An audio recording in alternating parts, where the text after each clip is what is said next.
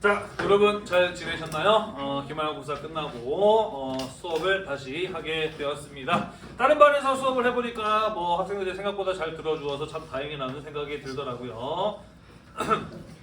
여러분들도 그러하리라 믿어 의심치 않습니다. 자, 오늘 우리가 배울 부분은요, 독도와 간도라고 하는 부분이 되겠습니다. 영토와 관련된 국제 분쟁에 관한 부분이고요. 내용 어렵지 않아요. 두 가지만 기억을 하면 됩니다. 첫 번째, 간도는 아니지, 독도는 우리나라 땅이고요. 간도는 우리나라 땅이 아닐 수도 있습니다. 요거는 조금 예민한 부분이거든요. 이따 그 까닭에 대해서는 자세하게 수업을 하면서 같이 한번 이야기를 해보도록 할게요. 자, 같이 한번 보도록 합시다. 독도는요, 울릉도의 부속 도서입니다. 울릉도라고 하는 큰 섬에 딸려있는 작은 섬이에요. 따라서 울릉도가 우리나라 땅이라고 한다면 독도 역시 우리나라 땅이라고 볼 수가 있겠죠. 그죠? 자, 울릉도와 관련된 우리나라 최초의 기록은요, 삼국 사기에 나와 있는 신라 시기의 기록입니다. 신라 지증왕 때 당시 울릉도는 우산국이라고 불리는 나라였는데 신라의 항복하기를 거부하자 이사부라고 하는 장군을 보내서 복속시켰다, 항복시켰다라고 하는 기록이 나옵니다. 당시 이사부 장군의 경우에는요, 나무로 무섭게 생긴 사자를 깎아서 배 앞에 매달아 두었고, 그리고 우산국의 사람들한테 항복하지 않으면 이 무섭게 생긴 짐승을 풀어버리겠다 라고 이렇게 압박을 해서 항복을 받아냈다라고 하는 이런 기사가 나와 있어요. 자, 그래서 신라 때부터 울릉도, 당시 우산국은 우리의 영토로 간주되고 있었다라는 이야기가 되겠습니다. 자, 그 다음에 나와 있는 전부 다 파란색으로 되어 있는 글씨는요, 우리 교과서에 나와 있지 않은 부분인데요. 선생님은 이 부분이 설명이 필요하다라고 생각을 해서 넣었어요. 아마 우리 교과서에서는 우리나라에게 조금 불리할 수도 있는 내용이다라고 해서 뺀 것 같은데, 사실 이러한 부분들도 우리가 정확하게 알아야 일본 측의 주장을 좀 더 정확하게 반박할 수 있지 않겠습니까? 그죠? 그래서 선생님이 넣어놨는데요. 자, 어떤 내용이냐면은요, 조선의 두 번째 왕인 태종 때 울릉도에 대한 이른바 쇠환 정책이라고 하는 것이 추진이 됩니다. 쇠환 정책이라고 하는 게 무엇이냐면요, 울릉도에 살고 있는 사람들을 육지에 나와서 살게 하는 정책이에요. 울릉도의 주민들을 내륙으로 이주시켰던 정책이 바로 쇠환 정책입니다. 자, 왜 조선 태종 때 울릉도에 사는 사람들을 육지로 나와 살게 하는 정책이 시행이 되었느냐? 울릉도 가기 쉬울까요? 어려울까요?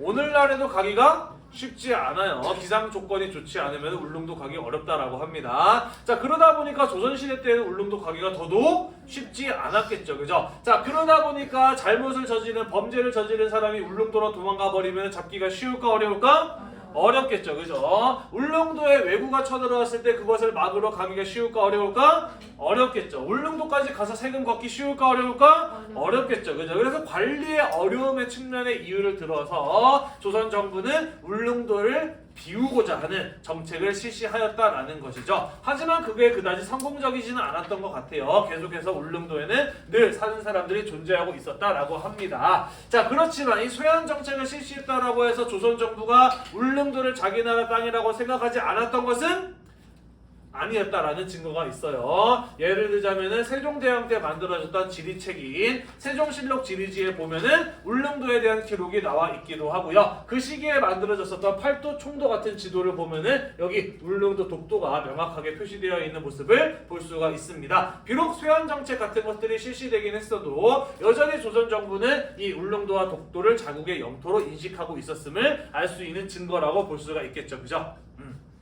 자, 또한 울릉도와 독도가 우리나라 땅이라고 하는 것을 조선 정부만 인식하고 있었던 것이 아니라 일본도 인식하고 있었음을 알 수 있는 증거는 몇 가지가 있죠. 자, 우리 1학기, 아직 1학기긴 한데 우리 기말고사 전에 배웠었죠. 그죠? 안용복이라는 사람 기억나나요?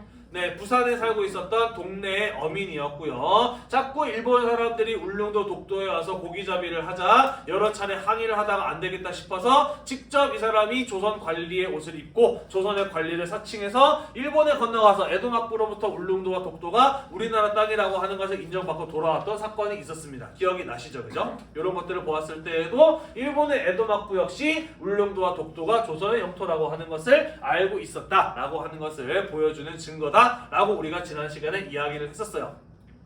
네. 자, 근대 시기로 와보도록 할게요. 1877년에 메이지 유신 이후에 일본에서는 근대적인 토지 대장, 토지 장부를 만들고자 했어요. 그러니까 전 근대적인 방식이 아니라 근대적인 방식으로 일본의 영토가 어디부터 어디까지이며 어느 것들이 있는지에 대해서 기록을 정확하게 남기고 싶어 했다라는 것이죠. 자, 그것을 담당했던 관청이 바로 일본의 내무성이라고 하는 곳이었습니다. 자, 그런데 이 내무성이라고 하는 관청에서요, 일본 어부들이 자꾸 울릉도 독도 가서 고기잡이를 하고 돌아오는데 과연 울릉도 독도까지를 일본 영토로 기억을 해야 되나 말아야 되나 고민이 된 겁니다. 자, 그래서 당시 일본의 최고 행정기관이었던 태정관한테 울릉도 독도를 일본 땅으로 기록을 해야 되나요? 라고 이렇게 공식적으로 질문을 했어요. 그러자 태정관에서 어떤 공식 답변을 하였느냐? 울릉도 독도는 일본과 관련 없는 땅이다 라는 결론의 공문서를 다시 내무성에게 전달을 했습니다. 이것을 보아도 일본 정부 역시 근대까지 19세기까지만 하더라도 울릉도와 독도를 자신의 영토로 인식하지 않고 있었음을 알 수 있는 증거라고 볼 수가 있는 것이죠.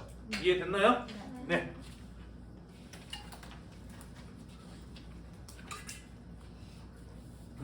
자, 그러다가 언제부터 울릉도 독도를 일본이 자신들의 땅이라고, 특히나 독도를 자신의 땅이라고 이야기를 하기 시작을 하느냐?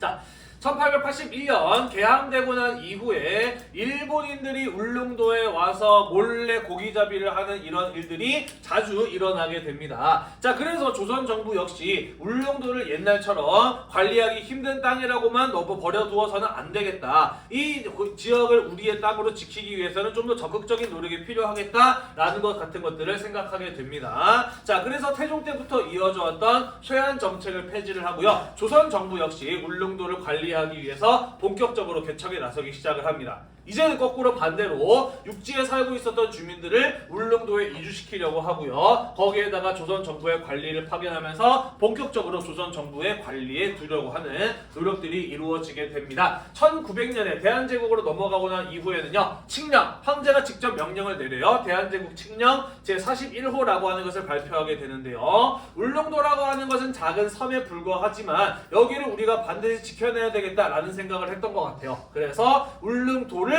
군이라고 하는 큰 지방 단위로 승격을 시키고 그 지역을 관리할 사람으로 울릉군수를 임명을 하면서 울릉군수로 하여금 울릉도와 독도를 관할하도록 담당하도록 하는 이러한 명령을 내렸다라는 것이죠. 그래서 대한제국 시기에서도 울릉도와 독도를 우리의 영토로 관리하고자 하는 적극적인 의지를 보였음을 알 수가 있다라는 것입니다. 자, 그런데 1905년 러일 전쟁 중에 일본이 독도를 불법적으로 점령을 하고요. 1905년에 시마네현 고시라고 하는 것을 발표했다고 합니다. 네, 객관적인 증거가 남아있지는 않지만 그랬다라고 해요. 자, 시마네현 고시라고 하는 것은 무엇이냐? 고시는 행정적인 결정사항을 여러 사람들에게 알리는 것. 우리가 큰 게시판에다가 어떤 사실이 결정되었으면 알리는 대자보 같은 거 붙이잖아요. 그죠? 공고한다랑 비슷한 말이라고 보시면 돼요. 일본은요, 독도를 다케시마라고 이름을 붙이고 일본의 이 시마네현이라고 하는 한 지방에 수록되어 있는 섬으로 행정적인 개편을 하였음을 발표합니다. 그게 바로 시마네현 고시라고 하는 것이에요. 이해되나요? 자, 여기에서 일본이 독도라고 하는 곳을 자기의 땅으로 삼았다라고 하는 것을 주장했던 그 근거는 무엇이었느냐? 자, 과거 조선에서 어떠한 정책이 실시되었다라고 이야기를 했었나요? 쇠환 정책이 실시되었다라고 이야기를 했어요. 일본 쪽에서는 이걸 뭐라고 주장을 했느냐? 조선 정부는 울릉도 독도를 버린 거 아니냐? 그렇기 때문에 일본이 울릉도를 점령한 거 아니, 울릉도가 아니라 일본이 독도를 점령한 것은 주인 없는 땅, 무주지를 먼저 차지한 것이다. 주인 없는 땅은 먼저 차지한 사람이 임자이기 때문에 독도를 일본 땅으로 만든 것은 정당하다라는 식의 논리를 펼쳤다라는 것이죠. 이해가 되시나요? 네. 하지만 우리가 아까 살펴봤다시피 쇠환 정책은 물론 그 지역에 살고 있는 주민들을 육지로 이주시킨 것이기는 하지만 이후에도 조선 정부는 울릉도와 독도를 자기의 땅으로 인식을 하고 있었고 개항 이후에도 적극적으로 관리하는 모습을 보였잖아요. 그죠? 그러므로 사실 일본의 이 무주지 선점론이라고 하는 것은 근거 없는 주장이라고 하는 것을 알 수가 있다라는 거죠. 문제는 무엇이었느냐? 이 시마네현 고시라고 하는 것을 언제 대한제국에게 알리느냐? 1906년에 알려요. 왜 1906년에 알렸을까? 1905년 11월에 을사늑약이 체결이 되죠. 그러면서 일본이 대한제국의 외교권을 가져가죠. 그죠? 따라서 1906년에 알리게 되었을 때 대한제국 정부가 그것을 일본에게 항의를 하고 싶지만 무엇이 없었다? 외교권이 없었던 겁니다. 그러면서 별다른 조치를 취하지 못했던 것이고, 그래서 대한제국에 어떤 항의가 없었기 때문에 이후에 일본에서는 이때부터 독도는 일본 땅이었다라고 주장할 수 있는 근거가 생겨버리고 만 것이에요. 이해가 되시죠? 자, 이후에 독도와 관련된 문제는 해방 이후로 가게 됩니다. 일본의 식민 지배가 끝나고요. 일본이 연합국에게 패배하고 난 이후에 몇 가지 항복 문서를 제출하게 되는데 마지막에 마무리 짓는 조약이 샌프란시스코 강화 조약이라고 하는 것이거든요. 일본은 거기에서 독도가 여기 항복 문서에 빠져 있었다라는 것을 근거로 계속해서 오늘날까지도 독도는 사실 일본 땅이다라고 주장을 하고 있는데 그 내용은 우리가 2학기 마지막 때 가게 되면서 좀 더 자세하게 배워볼 것이에요. 됐나요? 네. 자, 울릉도, 독도 먼저 한번 정리를 했습니다. 두 번째, 간도 지역으로 가보도록 할게요.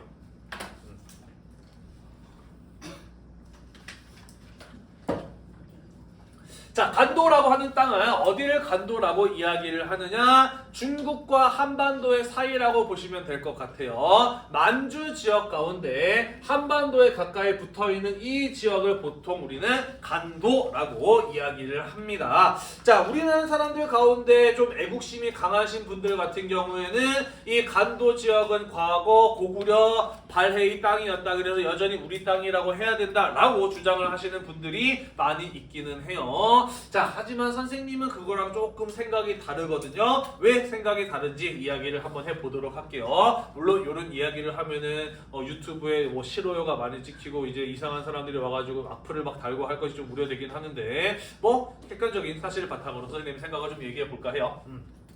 자, 봅시다. 백두산 정계비가 세워졌다라고 하는 거 우리 기말고사 보기 전에 배웠습니다. 기억이 나나요?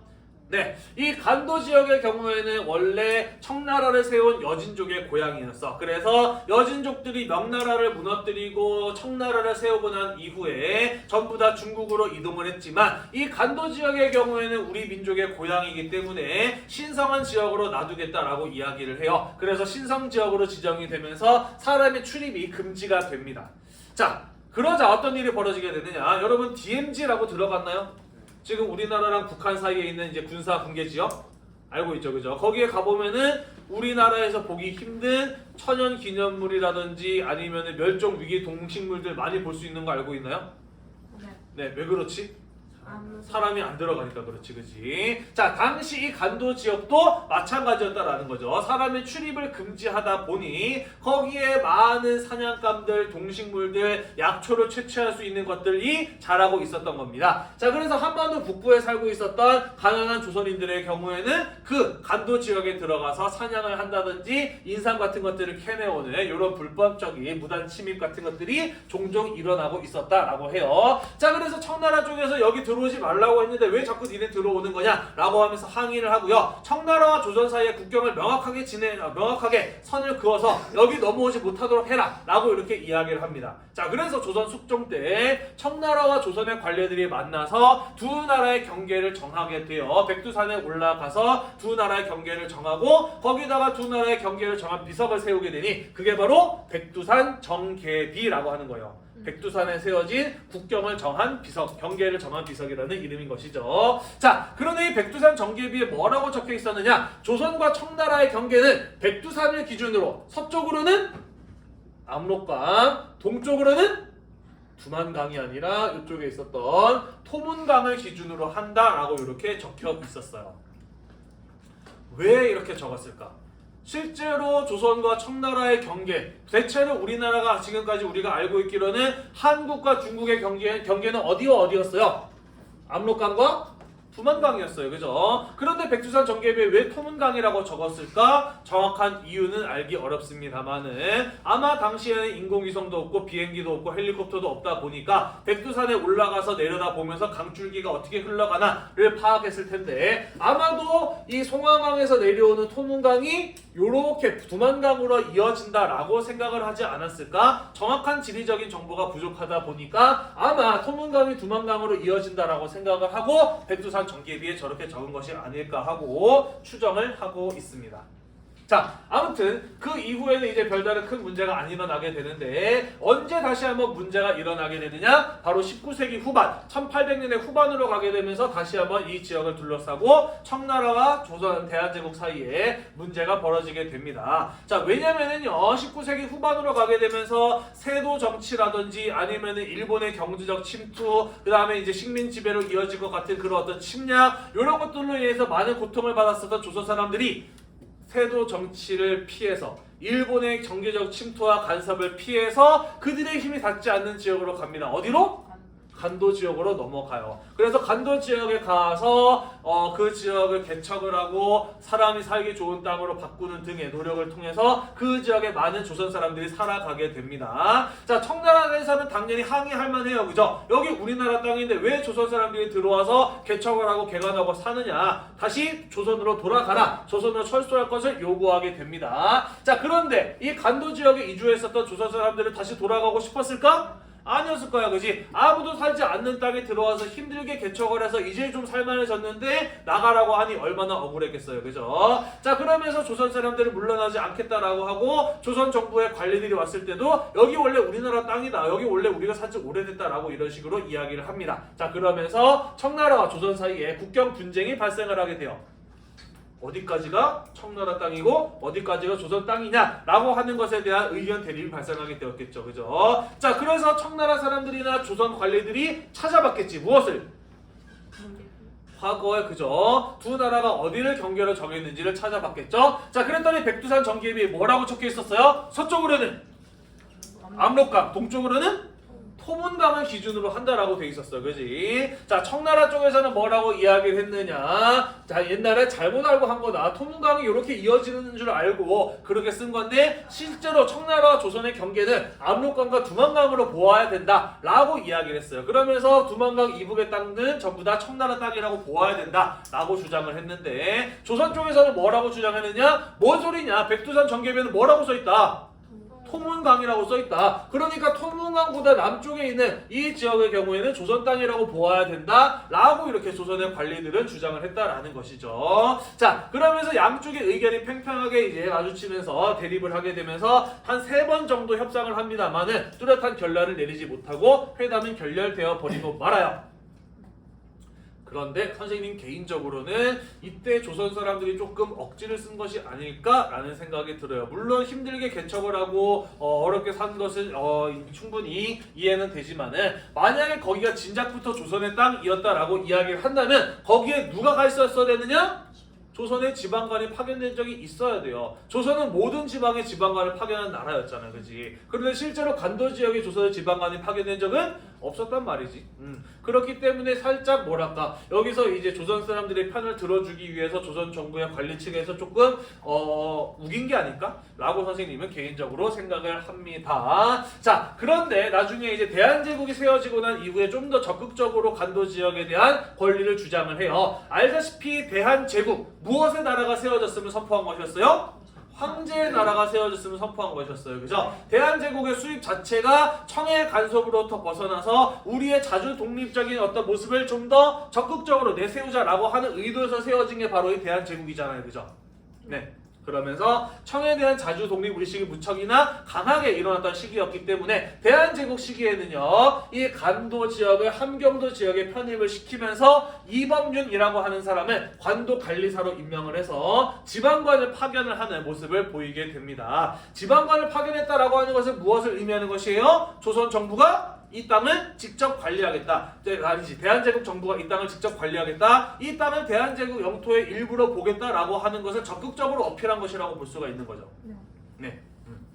자, 그러면서 간도 지역을 둘러싼 청과 대한제국 사이의 분쟁은 더욱더 격하게 일어나게 됩니다. 자, 그래도 여전히 어느 쪽의 입장이 확실하게 정해지지 못한 상황이었어요. 그런데 1904년에 어떤 일이 벌어지게 되느냐, 이 땅에서 조선 사람들을 몰아내고 싶었던 청나라 관리들, 그리고 계속해서 그 지역에 머무르고 싶었던 조선인 사람들 사이에서 몇 차례 충돌이 벌어지게 되면서 심각한 폭력 사태 이런 것들이 벌어지기도 해요. 자, 그래서 청나라 관리와 조선의 관리들이 만나가지고 이렇게 사람들이 다치는 일은 좀 막아야 되지 않겠느냐라고 하면서 합의를 보게 되는데, 그때 이 청나라 관리와 조선의 관리들 사이에서 약속이 하나 맺어지게 돼요. 그게 바로 무엇이냐면은 한중 변계 선후 장정이라고 하는 겁니다. 국가와 국가 간의 정식 조약이 아니라 이 변경을 담당하는 청나라의 관리와 조선의 관리들 사이에서 임시적으로 맺어진 조약이었어요. 어떤 내용이었느냐? 일단은 청나라와 대한제국의 경계를 압록강과 두만강으로 하도록 하자. 그래서 일단은 두 나라 사이에 좀 폭력적인 충돌을 막아보도록 하자. 나중에 좀 더 정확한 객관적인 사실이 밝혀지게 되면은 그때 다시 합의하기로 하자라고 압록강과 두만강으로 잠정적으로 합의를 봅니다. 그리고 대한제국에서 파견되었던 이범유는 간도 지역에서 철수를 하기도 해요. 만약에 진짜로 간도 지역이 대한제국의 땅이었다라고 생각을 했다면은 이런 식으로 합의를 보았을까? 라고 생각했을 때 솔직히 좀 아니지 않을까라는 생각이 좀 들기는 해요. 그리고 일단 이런 식으로 두 나라 관리들 사이에서 잠정적이지만은 합의를 보았다라고 하는 것도 우리가 간도를 우리 땅이다라고 우기기에는 조금 무리가 있는 사실이긴 하죠. 그죠? 자, 이후에 간도 문제는 잠잠해지는데요. 일본에 의해서 다시 한번 간도 문제가 불거지게 됩니다. 바로 간도 협약이라고 하는 것이었는데요. 무엇이었느냐? 자, 일본 러일 전쟁에서 승리하고 난 이후에 대한제국의 외교권을 가져가는 을사늑약을 체결하게 되죠. 그리고 이후에 대한제국의 내정에 간섭하면서 외교 업무를 대신하기 위한 통감부라고 하는 것을 설치하게 되는데, 이때 일본이 간도에다가 통감부, 간도 파출소라고 하는 것을 설치합니다. 지금 일본이 대한제국의 외교권을 대신하고 있다. 그런데 대한제국 사람들이 간도에 가서 살고 있지 않느냐. 그러니까 간도에 살고 있는 대한제국 사람들 역시 통감부에서 관리해야 된다 라고 하는 것을 이유를 들어서 간도에다가 통감부, 간도 파출소라고 하는 것을 설치했다라는 것이죠. 이해가 되나요? 네. 왜 그랬을까? 일본은 이 땅을 갖고 싶었던 거예요. 그죠? 만주라고 하는 좀 더 넓은 지역으로 진출하기 위해서는 한반도에서 만주로 가는 길목에 있는 간도라고 하는 것을 가질 필요가 있었던 거죠. 그죠? 자, 그래서 사실은 아까 우리가 앞에서 보았던 한중 병계 선후 장정이 체결되면서 잠잠해졌었던 간도 지역의 영유권에 대한 문제가 일본의 이러한 행동으로 인해서 다시 불이 붙었다라는 것이죠. 이해가 되시나요? 네. 자, 청나라 쪽에서는 다시 한번 거세게 항의를 하고요. 독일이나 미국, 러시아 같은 나라가 일본의 이러한 행동에 대해서 반대의 목소리를 내기도 합니다. 자, 그러면서 결국 일본과 영일 동맹을 맺고 있었던 영국이 청나라와 일본 사이를 중재하면서 두 나라 사이에서 간도 협약이라고 하는 것이 맺어지게 되는데요. 여기에서 일본은요, 청나라로부터 남만주 철도 부설권, 이렇게 이어지는 철도를 놓을 수 있는 권리를 얻고요. 이 간도 지역의 탄광 채굴권 같은 것들을 청나라로부터 넘겨받는 대신에 이 간도 지역의 땅은 청나라의 땅으로 인정해 주기로 합니다.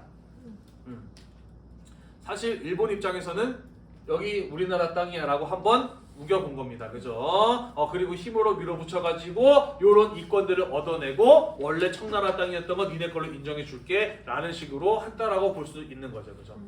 그래서 이후에 남만주 철도를 통해서 일본은 실제로 또 만주 지역을 장악하게 되거든요. 만주 침략에도 굉장히 유용한 재료로 사용을 합니다. 일본 입장에서는 굉장한 성공을 거둔 것이라고 볼 수가 있는 것이죠. 자, 그러면서 이후에 간도 지역의 영유권을 청나라가 갖게 되었다라고 하는 게 우리 교과서의 설명입니다. 그러니까 우리 교과서에서 뭐라고 얘기하고 있느냐? 사실 간도 지역은 우리나라 땅일 수도 있었는데 일본이 간도 협약으로 남만주 철도 부속권을 받고 청나라한테 넘겨버리는 바람에 우리나라 땅이 아니게 되어버렸다 라는 식으로 우리 교과서에서는 서술을 하고 있는데, 여러분들은 좀 스스로 한번 판단해 볼 필요가 있지 않을까라는 생각이 들어요. 물론 여기는 과거 고구려 고구려 발해의 땅이긴 했습니다만은 사실 고려시대 때에도 우리나라 땅이 아니었고 조선시대 때에도 지방간에 파견된 적이 없는 지역이거든. 물론 많은 조선인들이 건너가서 살고 있었던 것도 사실이었지만은 그렇다고 해서 조선 사람들만 살고 있었느냐? 사실 그것도 아니거든. 그지? 청나라 사람도 살고 있는 땅이었거든. 그러다 보니까 여기를 우리나라 땅이었어야 되는데 라는 식으로 얘기하는 것은 조금 무리가 있는 주장이 아닐까 하고 선생님은 개인적으로 생각을 해요. 네, 유튜브를 찍고 있어서 조금 조심스럽게 표현을 해봤습니다. 됐나요? 네. 네, 자 수고하셨고요. 다음 시간은 이제 외국의 열강들이 우리나라에 들어와서 어떻게 경제적인 침투를 했는지에 대해서 이야기를 해보도록 하겠습니다. 오늘도 공부하느라고 대단히 고생이 많으셨고요. 다음 시간에 마저 이어서 살펴보도록 하겠습니다. 수고했습니다. 봐주세요. 자, 교재 31쪽